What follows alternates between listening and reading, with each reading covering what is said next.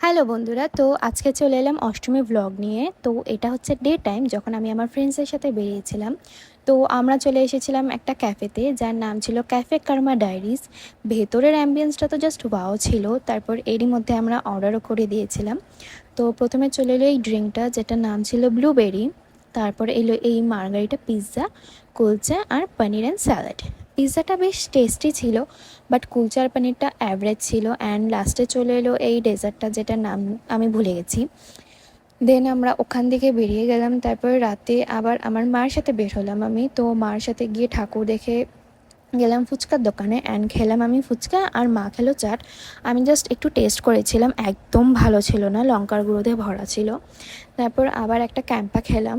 দেন ওখানে আরও অনেকের সাথে দেখা করে আড্ডা দিয়ে ফটো তুলে, গরম লেগে গেছিলো অনেক, তাই একটু হাওয়া খেয়ে নিচ্ছি। আর তারপর একটা আইসক্রিম খেয়ে বাড়ি চলে এলাম। বেশি কিছু খাইনি, কারণ পেট একদম ফুল ছিল।